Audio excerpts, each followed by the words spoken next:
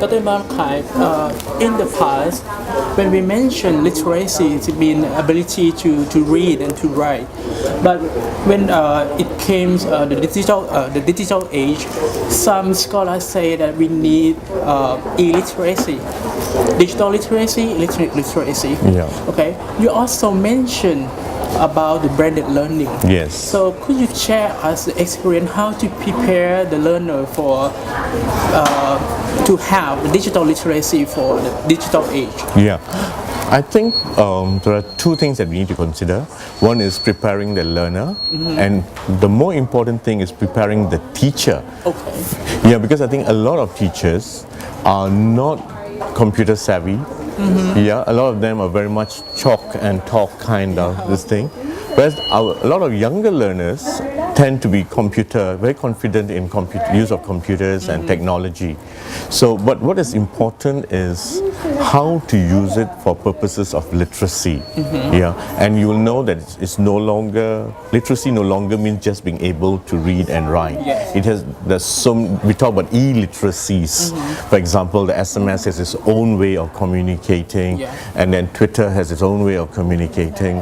And when it comes to blended learning, especially when you have activities online, we have to make sure that we have actually trained our learners in a way that they know that when they go online, what is the etiquette that's involved in, even when it comes to blogging.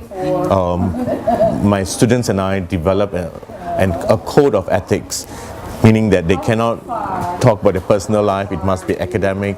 They cannot make statements against the lecturer or their fellow classmates. It should be personal. It should not be personal. It must be to enhance that learning experience.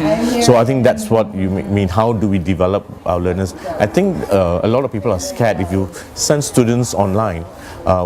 What would be their behavior? How do we control their behavior online? So I think teachers must set some ground rules of how to control behavior that is unacceptable, antisocial behavior online. Yeah. So I would think that so the whole idea of literacy, changes. In the classroom, the teacher, face-to-face, can say, okay, no, that's not right, and stop immediately. Okay. But then you can't do that online. So it's like a teacher is still the key person in this. Yeah, although the teacher is no longer the only person who's giving the information, the teacher actually is the facilitator or the collaborator. So very often you work with your students. Yeah. Okay. So like in the past, students can read. It really means encoding the letter, decoding the letters. That's right. But now they have to read like the web. Yes. It's required like a critical reading skill. That's right. Researching skill.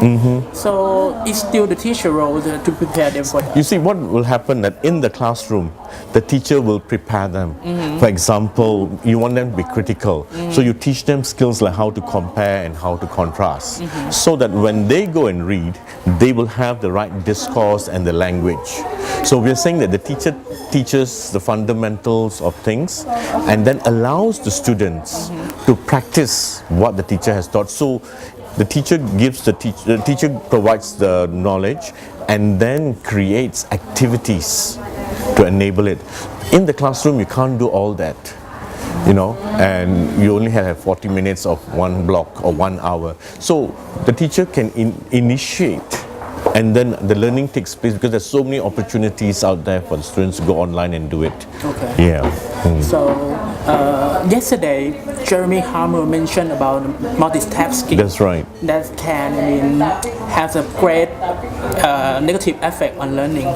So could you give us some tip that if we have students to learn with the computer, with the internet in the classroom, how could we motivate them to focus on our teaching, not on the Facebook, on the YouTube? Yeah, I think what's important is we have to distinguish between using internet and technology for education, using it for personal and social activities. So because a lot of teachers now use Facebook to create their own groups in Facebook to have discussion. So you have to tell the students, and I think even parents tell the children, if you're doing personal things, it has to be over the weekends. If you are doing learning, then you can do it at this time. A lot of my colleagues in some university complain that the university does, blocks Facebook during certain time. Yeah. But in my university, we do not block it because we believe that we want to educate the students, develop the culture of. I think that's important. Blocking does not really help. Yeah, you block one place, they can find another place. Our students are very good in hacking and everything else. It seems that student is more advanced than us. That's right. So I think you're right. What we have to do is, multitasking is fine, but we also have to teach them the discipline of how to use internet for our learning purposes. Yeah. Thank you very much. Thank you. I'm glad having conversation with you today.